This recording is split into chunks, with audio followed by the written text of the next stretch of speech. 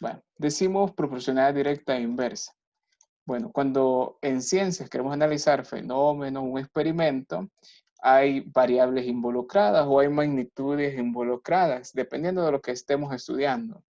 Y a veces las podemos relacionar, esas variables, porque una afecta a la otra en algo. Y nosotros podemos extraer datos por medio de la experimentación y muchos valores. Bueno, cuando nosotros relacionamos dos magnitudes o dos variables, se pueden dar dos casos. Bueno, dos casos hablando de manera ideal. Puede ser uno que las magnitudes se comporten de manera directa o se comporten de manera inversa. Pero hay casos en que ninguna de las dos, ni directa ni inversa, puede suceder. Acá, como tomé esta parte del libro, bueno, lo resumí del libro, dice acá que solo pueden ser dos, inversa y directa, pero realmente hay casos en que ninguna de ambas puede ser, porque el fenómeno científico a estudiar puede ser muy complejo. Vamos a ver acá.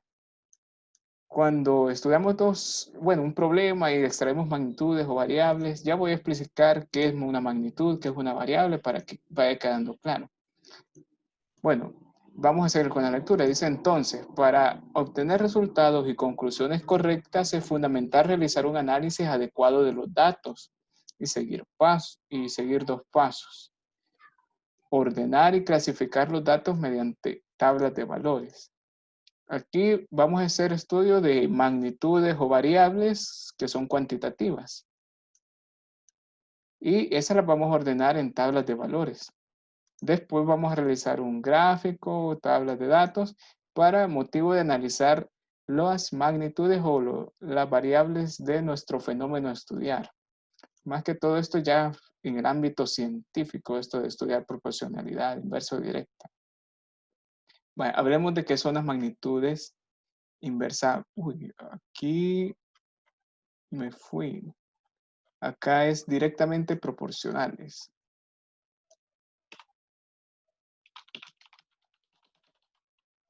Directamente proporcionales. Y vamos a hacerlo con ejemplitos para que ustedes me vayan entendiendo.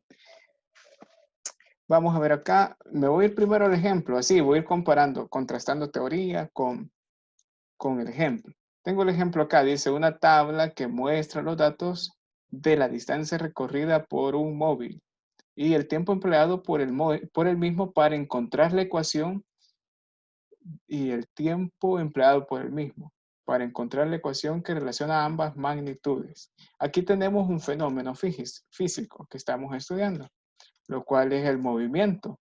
El movimiento y han tomado dos variables, la distancia que se recorre y el tiempo que se tarda en desplazarse de esas ciertas distancias. Bueno, estudiando el movimiento tenemos estas dos variables que también pueden ser nombradas como magnitudes físicas, porque una magnitud física representa una característica medible de algún objeto. La distancia es una característica medible. El tiempo también es una característica medible, pero no es tangible. Pero es considerada como una magnitud física y es fundamental. La distancia también. Bueno, aquí tenemos dos magnitudes o dos variables que pueden considerarse así. Variables porque puede tomar distintos valores. Aquí están. Y también magnitud física porque representan características de un objeto o espacio. Vamos a ver acá. Ya que identificamos el fenómeno, que es el movimiento, y las dos variables, vamos a analizar si son directamente proporcionales. Dice, para que estas dos variables o magnitudes que se involucran en nuestro fenómeno de estudio, que es el movimiento, para decir que son directamente proporcionales, nosotros tenemos que, bueno, se tienen que cumplir dos condiciones para considerarlo así. Dice la primera, las magnitudes son directamente correlacionadas. Uy, acá, ¿qué quiere decir? En otras palabras se refiere a esto, que si una magnitud aumenta, la otra también debe aumentar. O viceversa. El viceversa significa que si una disminuye, la otra también disminuye. Vamos a ver acá. Las dos magnitudes en estudio de nuestro fenómeno vamos a ver qué comportamiento tienen. Vamos a ver que tiene un valor inicial de 0 en esta tabla y ahí va aumentando a 40, 80, 120, 160. La otra magnitud, que es el tiempo, también va aumentando. 0, 1, 2, 3, 4. Acá estamos verificando que se cumple la primera condición para poder decir que estas dos magnitudes, distancia y tiempo, son directamente proporcionales. Ya que una aumenta y la otra también, tenemos cumplida la primera condición. Voy a poner acá un cheque de que hemos cumplido. Y vamos a ver la segunda condición. Las magnitudes guardan la misma razón de cambio al comparar una con la otra. Es decir, si yo comparo la magnitud de Y con la magnitud de X, esto es igual a un valor constante. Esto es un valor constante. Vamos a verlo acá. Bueno, ¿y cuál es la magnitud Y y cuál es la magnitud X?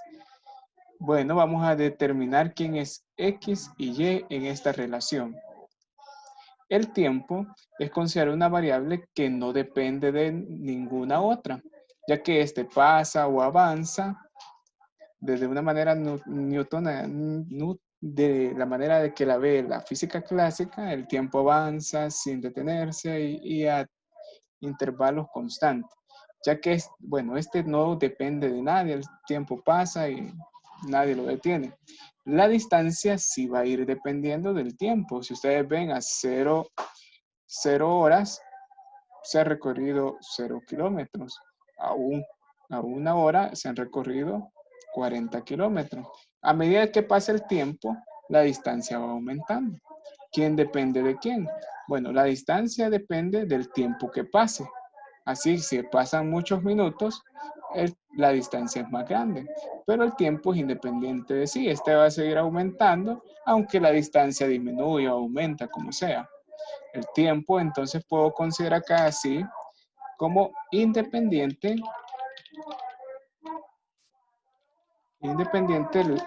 a el tiempo y dependiente la distancia.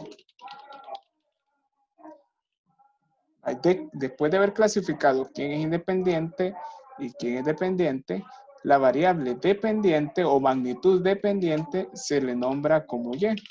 Perdón, la magnitud independiente se le nombra, acá, error, se le nombra como X.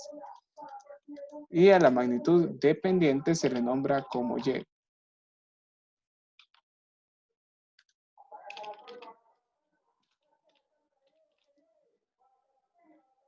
Pues sí, vamos a ver.